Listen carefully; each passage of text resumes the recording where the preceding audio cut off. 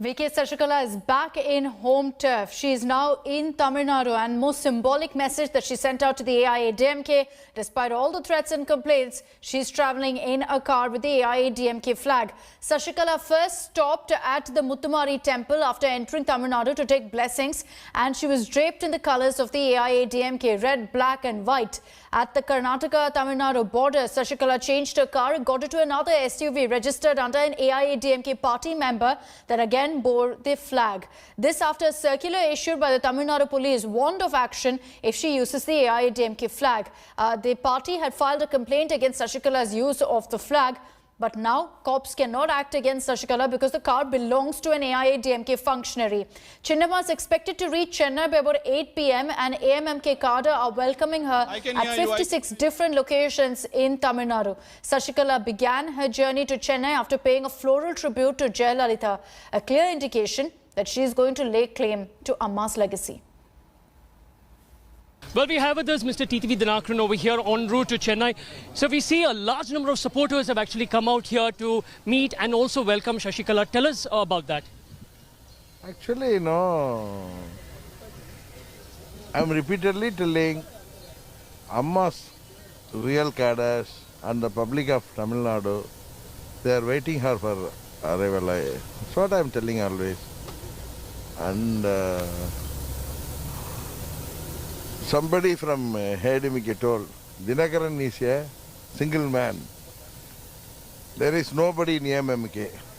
Now what he is going to tell, from Bangalore to Chennai, a lot of cadres with Amma's flag on their hand now. What he is going to tell, whether it is AIADMK cadres or AMMK cadres.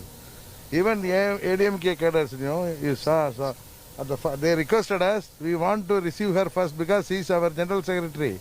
Okay. So, Mr. Sammangi, who is presently the Union Councillor and the AIADMK Youth Wing Secretary of that union, he only welcomed on the first point.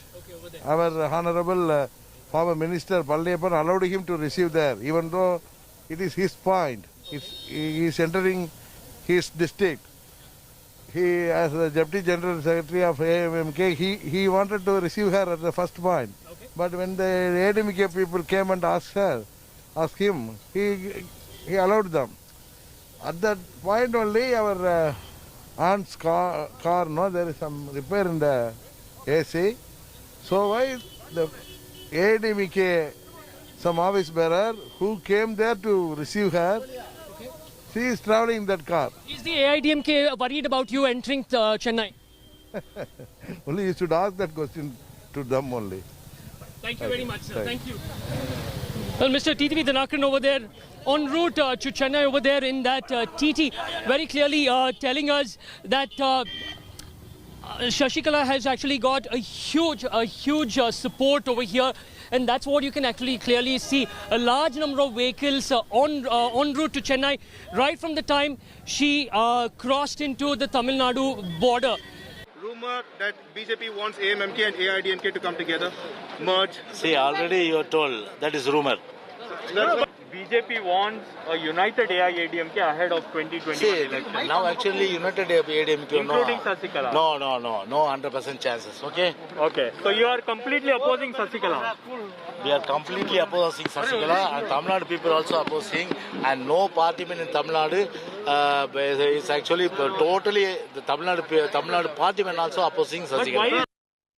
What perhaps Sashikala could do as far as the next political step is concerned. Option number one is to encourage unrest in the AIADMK, create a big divide. You've already had several steps in that direction. Nephew TTV Dinakaran referring to Sashikala as the AIADMK General Secretary, Chinnamma using the AIADMK flag in her vehicles. Definitely looks like she's looking and leaning towards this option. What's the second option Chinnamma has? It is to campaign for her party, the Amma Makkal Munnetra Kazhagam, in the upcoming polls. But this does seem like an unlikely option because even a victory or any sort of sizable performance is unlikely unlikely because of the fact that this party is not recognized and TTV Dinakaran not really having the kind of popularity or impact in polls as expected earlier.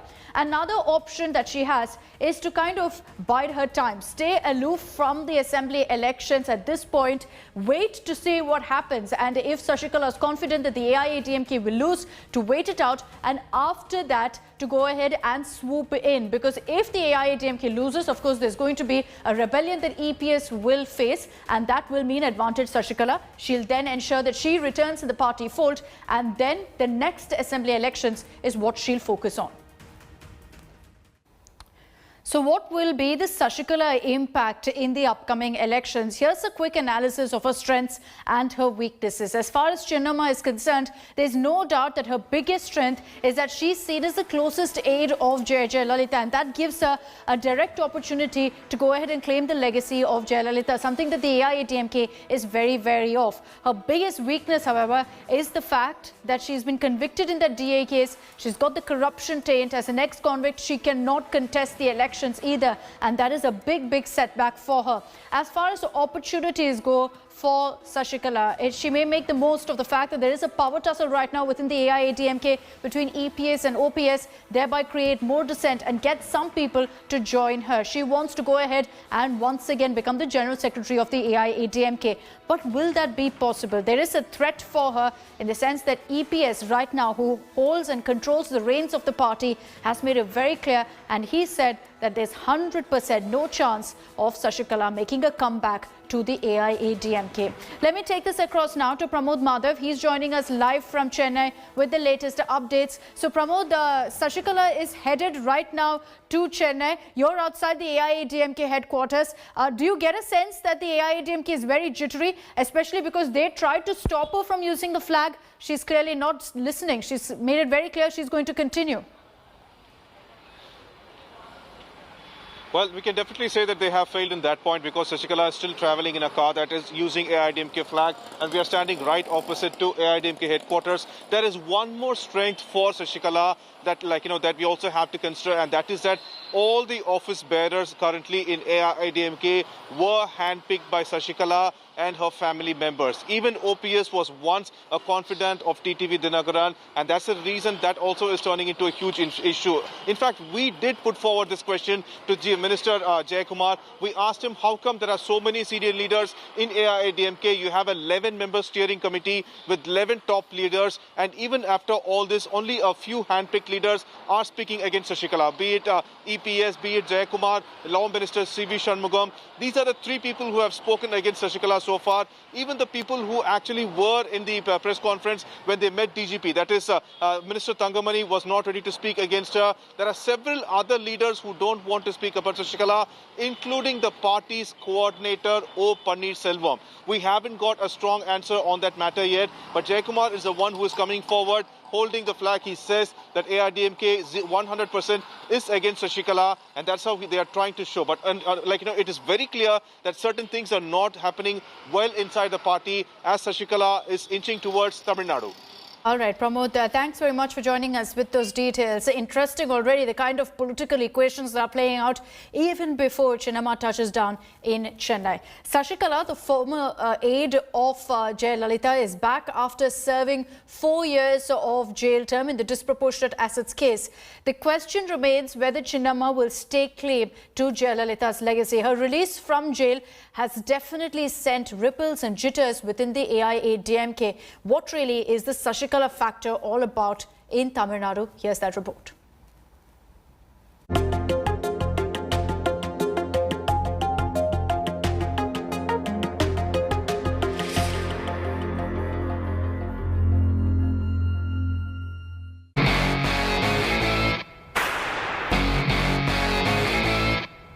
Vivekanandan Krishnaveni Sasikala,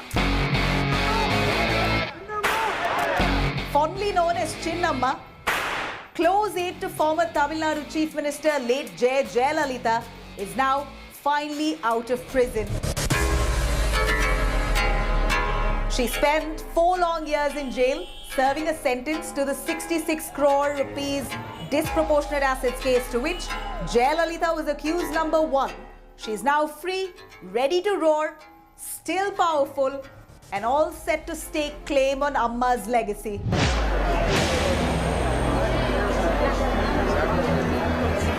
With Tamil Nadu polls fast approaching, all eyes are now hooked on Sasikala's every move. The question is, how relevant is Sasikala in Tamil Nadu politics? Well, analysts claim she could be the game changer.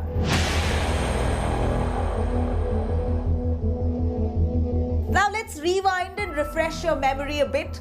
Who is Sasikala and why is AIADMK looking visibly worried with her arrival now?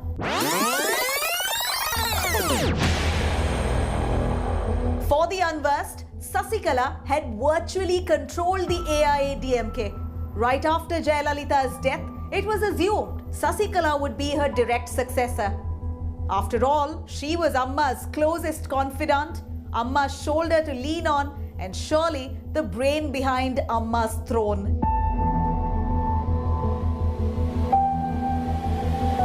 Jayalalitha passed away in December 2016, and that's when the real power struggle began.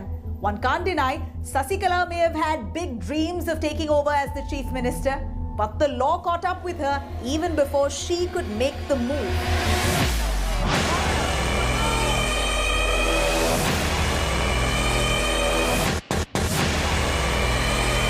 The Supreme Court convicted Sasikala in the disproportionate assets case.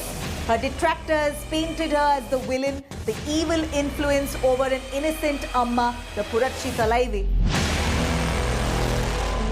But quite clearly, Sasikala's story did not end there. And that was quite visible on the day she stepped out of Bengaluru's Victoria Hospital. A huge crowd of supporters greeted Sasikala as she waved and made her way into a car bearing the AIADMK flag. Quite a bold political statement there, as it surely ruffled feathers within the AIADMK. Many would ask, how important is Sasikala in the current political scenario? Well, one can't deny that Sasikala's release just months before state assembly elections has surely shaken up political equations in Tamil Nadu.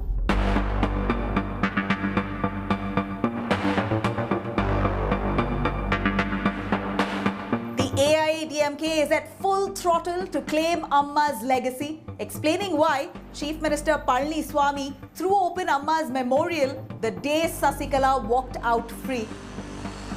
Truth be told, the AIADMK looks vulnerable like never before. Chief Minister Palaniswamy will be facing Sasikala for the first time in 4 years. If you remember, it was Sasikala who placed Palaniswamy on the Chief Minister's throne. Remember this picture that's become the DMK's tool to attack AIADMK? Here you can see Sasikala's hand-picked Chief Minister Palaniswamy falling at her feet. But after her arrest, Palaniswamy was quick to shut the doors on Sasikala and expelled her from the post of AIADMK General Secretary. He threw her out and joined hands with O. Pannirselvam, the now Deputy Chief Minister, who was ousted by Sasikala before she went to prison. AIADMK has vowed never to allow Sasikala back in. So does it mean it's game over for Sasikala? Can AIADMK really afford to overlook her presence now? Fact is, in the current scenario, Sasikala could emerge a game changer.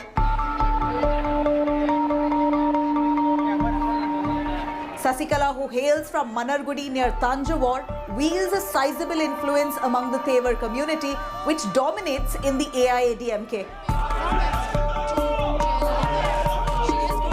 The AMMK party, founded by Sasikala's nephew, TTV Dinakaran, could play up this vote base and eat into AIADMK's vote share.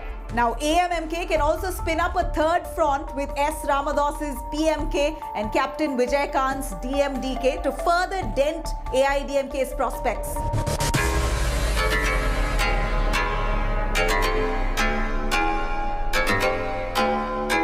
So it's now really left to the ruling AIADMK. Do they want to swallow the bitter pill and ally with AMMK, or take the risk of single-handedly, along with the BJP, fighting the DMK, which is a powerful opposition here with strong allies, in the face of anti-incumbency?